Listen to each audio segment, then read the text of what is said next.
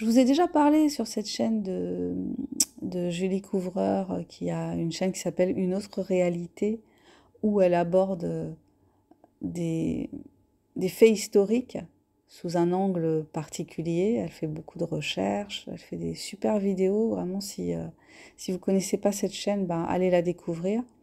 Ouais, voilà. Après, il y a des trucs que je trouve un peu trop perchés pour moi, mais bon, sinon, c'est vrai qu'elle pose plein de questions sur l'origine de l'humanité, sur toutes les inconnues qu'il y a dans notre connaissance d'où nous venons, euh, de ce que nous faisons là, enfin, toutes ces choses inexplicables, inexpliquées, enfin, ou alors on nous donne des explications qui sont un peu bidons, voilà, comme sur la façon dont on a érigé les pyramides. C'est vrai que toutes les explications qu'on nous donne, bah, elles sont pas... Elles interrogent, elles interrogent. Donc voilà, sur les statues de l'île de Pâques aussi, comment elles sont arrivées là, comment avec le, les connaissances primitives, les technologies primitives de l'époque, on a pu ériger ces statues. Donc, est-ce que la chronologie du monde telle qu'on nous la présente, elle est vraiment convaincante? Est-ce qu'elle est vraiment crédible?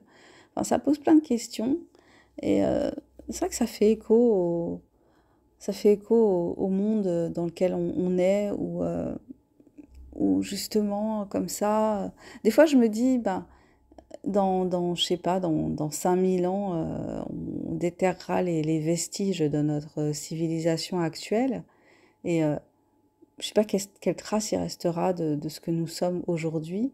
Et bah, ils se poseront plein de questions sur bah, comment on vivait vraiment, euh, comment on faisait tel ou tel truc, vraiment. Enfin, vous voyez, tout ce qu'on a perdu, en fait, tout ce qu'on perd, finalement.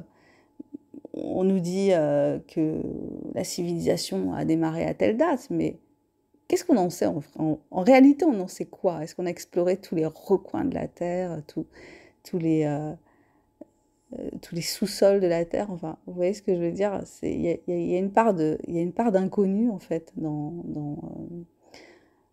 une part d'inconnu un peu vertigineuse, un peu effrayante dans le fait même de notre existence. Et c'est assez, quand on y pense, c'est assez perturbant, assez troublant.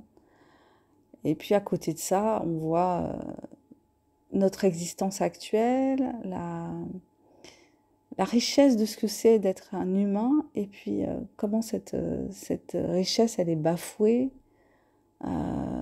Puis on n'a pas l'impression d'évoluer, j'ai cette impression qu'on involue en fait, au lieu d'aller vers une humanité où on sera plus attentif à l'autre, on sera plus respectueux de l'autre, on sera dans quelque chose...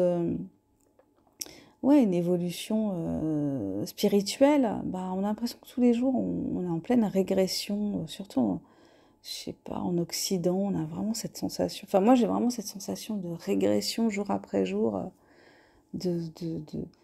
ouais, de perte en fait, plutôt que de gain, puis d'étouffement, enfin, d'étouffement de notre humanité, de mépris de l'humanité, de mépris de l'humain, euh, je sais pas, c'est très très perturbant. Euh, je regarde ce qui se passe à Paris en ce moment. Enfin, cette façon de gérer un risque en, en contrôlant tout le monde, en enfermant les gens. Puis moi, ce qui me choque surtout, c'est le manque d'attention aux personnes handicapées avec cette pose de grille sur les trottoirs là. Je trouve ça tellement, je sais pas, c'est tellement pas prendre en considération une partie de la population vulnérable.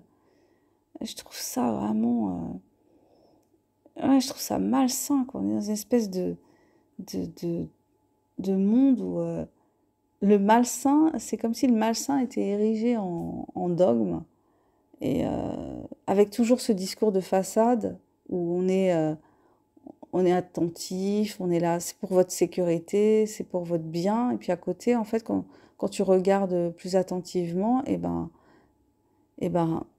est-ce que c'est vraiment pour le bien? Est-ce que c'est vraiment pour protéger? Et puis pourquoi mettre ça en place si tôt? Enfin, quel est le sens du truc, quoi? On cherche le sens. Ouais, c'est comme... il y a une perte de sens du monde dans lequel on vit. Et en même temps, on est en quête de sens, toujours, en tant qu'être humain. Je pense qu'on est en quête du sens de notre existence. Euh, on est en quête de bonheur, de joie de vivre, de joie d'être là.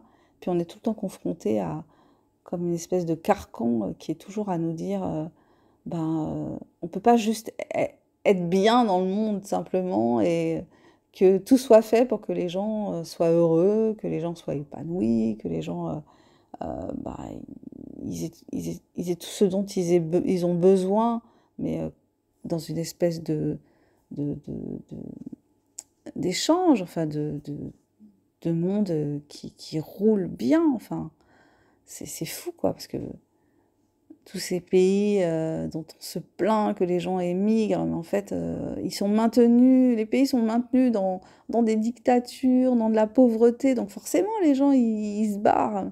Mais qu'est-ce qui est fait pour que les gens restent chez eux en fait? Qu'est-ce qui est fait justement pour qu'il y ait une harmonie mondiale? Et pourquoi c'est toujours utopique de rêver d'une harmonie mondiale alors que qu'un monde en guerre comme on l'a depuis la fin de la Deuxième Guerre mondiale, bah, c'est tout à fait naturel en fait. Pourquoi le mauvais est naturel et pourquoi le bon n'est pas naturel, finalement, quand on pense à un niveau macroéconomique. C'est marrant quand même. C'est marrant que ça aille pas bien, c'est normal que ça n'aille pas bien, mais que ça aille bien, bah, ce serait presque bizarre et comme si on aimait plus le chaos, entre guillemets, que l'harmonie, en fait, je sais pas. Bon, bah écoutez, hein, c'est ça qui me vient ce matin, une petite réflexion sur le monde tel qu'il va et qui est quand même assez déprimant. Je me présente pour ceux qui ne me connaissent pas. Je suis Sandra Ganval, je suis écrivaine indépendante. Sur cette chaîne, je partage avec vous ce que j'ai envie de partager, l'énergie du matin, l'énergie du moment. Je vous invite à découvrir mes écrits qui sont tous sur la plateforme Amazon en version papier et en version numérique.